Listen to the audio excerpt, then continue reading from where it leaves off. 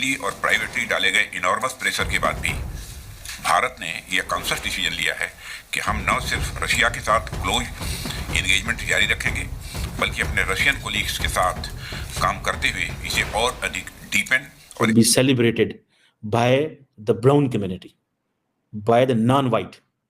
And it's a message to every young Indian, Pakistani, Bengali, African who's going in America कि भाई देखो, those people, they are not scared of us. बोला कि साहब Bharat Russia के साथ खड़ा रहेगा थ्रू थिक एंड थिन, जिस तरह से रशिया भारत के साथ खड़ा रहा है, और हम इस चीज को हमेशा रिस्पेक्ट करेंगे। इंडिया खुलकर कह रहा है व्लादिमीर पुतिन के सामने बैठकर कि हाँ, हम पे प्रेशर डाला गया था, हम पे प्रेशर था कि हम रशिया के साथ रिलेशंस कमजोर करें, मगर हमने ये डिसाइड किया है कि हम आपके साथ रिलेशंस अपने और मजबूत करेंगे। जब वहाँ पे आईआईटी बन रही थी तब हम यहाँ पे बैठ के तालिबान को ट्रेन कर रहे थे अमेरिकन डॉलर्स के लिए, और जाके उनको जहाज के ऊपर भेज रहे थे।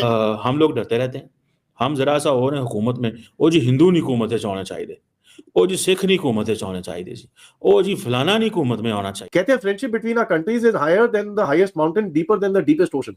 उधर आईआईटी मद्रास है और इधर आईआईटी मदरसा, जो हम इतने सालों से सुनते आ रहे हैं। जितने भी मुस्लिम कंट्रीज हैं, आप लीबिया उठा लें, लेबनान उठा लें, आप इराक उठा लें, आप शाम उठा लें, आप फलस्तीन उठा लें, ये हमारे यहाँ ही क्यों मसला पाया जाता है? और एक अमेरिका को एक क्लियर मैसेज देने की कोशिश कर रहा है कि देखो यार, ऐसा है, अगर तुम नहीं तो बहुत और हैं जो भारत के साथ काम करना चाहते हैं, तो ज्यादा ये हिड़की भिड़की मत करो, जो हमने डील साइन करी है वो खत्म करो। इंडिया जो है वो मजीद उनको तंग करेगा। जाहिर है, और अगर मोदी साहब मोहम्मद यूनस से मिलने का फैसला कर दे तो यूनस साहब तो पैरों में बैठ जाएंगे, जो हालात हो गए हैं बांग्लादेश के। मोदी साहब फैसला मेरा ख्याल है नहीं करेंगे। पहले तो पुतिन किसी को मिलता मुलाता नहीं है, लेकिन भारत के अजीत डोभाल साहब से मिलता है, भारत के एक्सटर्नल अफेयर्स मिनिस्टर से मिलता है। ऐसा अकॉर्ड तो चाइना को भी नहीं देता।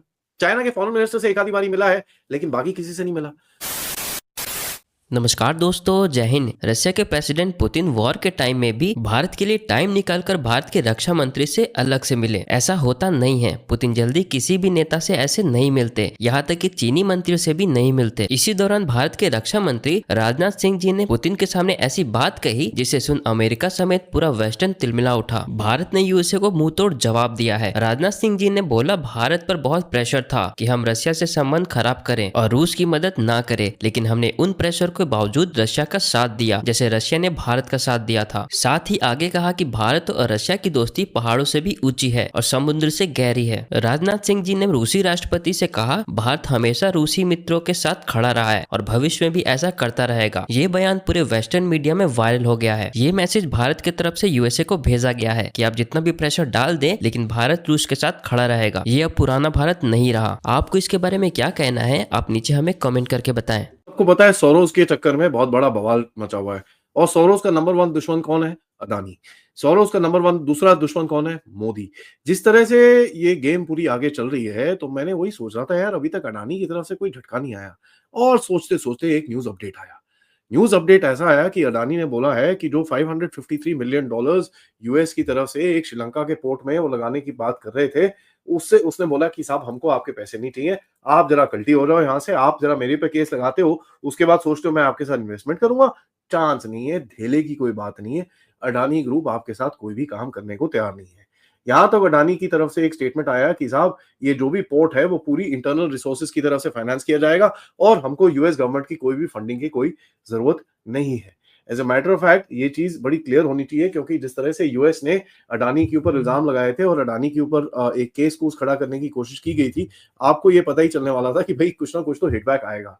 उसके बाद मैंने आपको बताया था कि भाई इलॉन मस्क और अडानी के बीच में भी कुछ डीलिंग चल रही है। ये तो हिटबैक तो आना ही था भाई, इतना टाइम आप चूचनाएं करते रहोगे, अब टाइम इज राइट, लोहा गर्म है, अब तो मार पड़ेगी। भारत की तरफ से सोरोस के ऊपर तो हमला बोला गया है, अडानी भी पीछे नहीं हटा। अडानी ने बोला भैंस क्या, मैं दिखाता हूं अभी तुमको, भाग जाओ यहाँ से, कोई पोर्ट पूट को तो कोई काम नहीं करना तुम्हारे साथ, गायब हो जाओ यहाँ से। भारत की तरफ से एक और बड़ी एक इंटरेस्टिंग सी चीज न्यूज आई कि भाई भारत की तरफ से शायद नॉर्थ कोरिया के लिए एक एम्बेसडर नियुक्त किया जा सकता है, जो नॉर्थ कोरिया के अंदर भारत की पूरी एम्बेसी को फंक्शनल करेगा और पूरा काम वहां पर करेगा। अब देखिए, नॉर्थ कोरिया का नाम सुन के अमेरिका के तो मतलब नीचे से जमीन तले से पैरों तले जमीन खिसक जाती है, और यहाँ पर भारत बोलता है भैया मैं तो अपना एम्बेसडर भेजूंगा वहां पर, ये तो हम तो करेंगे वहां पर, हमको जो पूरा डिप्लोमेटिक रिलेशन बनाने और नॉर्थ कोरिया के साथ। अब देखिए बड़ी इंटरेस्टिंग सी चीजें हैं। भारत के ऊपर काफी हद तक रशिया के चक्कर में प्रेशर डालने की कोशिश की जा रही है। आपने देखा ही है कि अमेरिका की तरफ से 3-4 फर्म्स के ऊपर सैंक्शन मारे गए। ये पहली बार ही नहीं, 2-3 बार ही हो चुका है। यूके की तरफ से एक इंडिविजुअल के ऊपर सैंक्शन करे गए। ईयू ने कल आके एक एविडेंस दिया, जो उसका क्या कोई डेविड और सुलेमन बंदा है, उसने कल आके कुछ एविडेंस दिया कि भाई कई इंडियन कंपनीज ना G7 के सैंक्शंस, पता है आपको, G7 के सैंक्शंस को काउंटरमांड करके रशिया की मदद कर रही है। अब ये G7 कौन सी खेत की मूली है भाई? यूएन के सैंक्शंस होते हैं, G7 के तो सैंक्शंस एकदम यूनिलैटरल सैंक्शंस है, उसके अंदर तो कोई वैलिडिटी नहीं है। तो कौन से G7 के सैंक्शंस, कौन से ईयू के सैंक्शंस, कौन से क्या, ये जरा अपने आप सोच के देख लीजिए, क्योंकि उनके बड़ा क्लियरली बोला गया है कि नहीं नहीं यार, आपको तो ये सब नहीं करना चाहिए। तो भारत ने बोला भैया ऐसा है, हमको जो करना है हम करेंगे, आपको जरा जो भी साइड करना है करते रहो।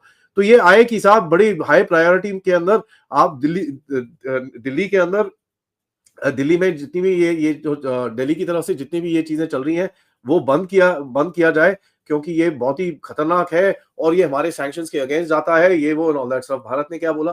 भाग जाओ यहां से, वेरी वेरी क्लियरली। अब देखिए, अगर यूएस ने सैंक्शन कर दिया था फिर भी नहीं रुका, यूके ने सैंक्शन कर दिया फिर भी नहीं रुका, तो ईयू और G7 कौन सी खेत की मूली है भाई? तो ये भी देख लीजिए। अब यहाँ पर इसके बीच में ही आता है राजनाथ सिंह जी का विजिट रशिया में। INS सुशील के बारे में मैंने आपको ऑलरेडी बताया कि भाई एक स्टेल्थ फ्रिगेट आपने वहां से ले ली, मोटा डील चल रहा है। एक और रेडार सिस्टम आप ले रहे हो वहां पर $4 बिलियन का, जहां से आपकी मिसाइल डिटेक्शन कैपेबिलिटी 8000 किलोमीटर तक हो जाएगी, which is a capability only few super powers in the world actually have. तो भारत भी उसी रेंज में जाके बात करने की कोशिश कर रहा है। इंजन्स के ऊपर मोटी बात चल रही है, फाइटर्स के ऊपर कुछ छुपे बात चल रही है, अभी कुछ बाहर निकला नहीं है, बट लगता है कुछ ना कुछ हो रहा है। तो भारत रशिया के जो रिलेशंस हैं वो डीपन हुए जा रहे हैं। यहां पर देखिए, राजनाथ सिंह जी ने बड़ा इंटरेस्टिंग सी चीज बोली।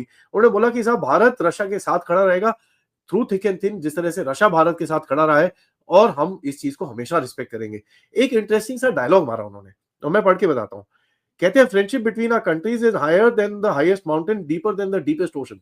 अब आपको ये चीज याद आनी चाहिए कि higher than the mountains, deeper than the ocean, sweeter than honey and stronger than steel, ये बोलते थे पाकिस्तानी चाइना रिलेशनशिप को। यहां पर ही भारत ने भी ट्रम्प कार्ड मार के बोला है कि साहब पाकिस्तान चाइना तो तुम भाड़ में जाओ, ये होती है असली दोस्ती। यहां पर सबसे इंटरेस्टिंग चीज होती है कि भाई पहले तो पुतिन किसी को मिलता मुलाता नहीं है, ठीक है, हेड ऑफ स्टेट भी चले जाए 5 मिनट के लिए मिलके गायब कर देगा, लेकिन भारत के अजीत डोवल साहब से मिलता है, भारत के एक्सटर्नल अफेयर्स मिनिस्टर से मिलता है, भारत के डिफेंस मिनिस्टर से मिलता है। अकॉर्ड तो चाइना को भी नहीं देता, चाइना के फॉरेन मिनिस्टर से एक आधी बारी मिला है, लेकिन बाकी किसी से नहीं मिला। तो इंडियन ओरिजिन लॉ मेकर का इस पोजीशन पे आना कि अमेरिका के सिस्टम को चेंज कर देना, मैं समझता हूँ ये बहुत बड़ी बात है।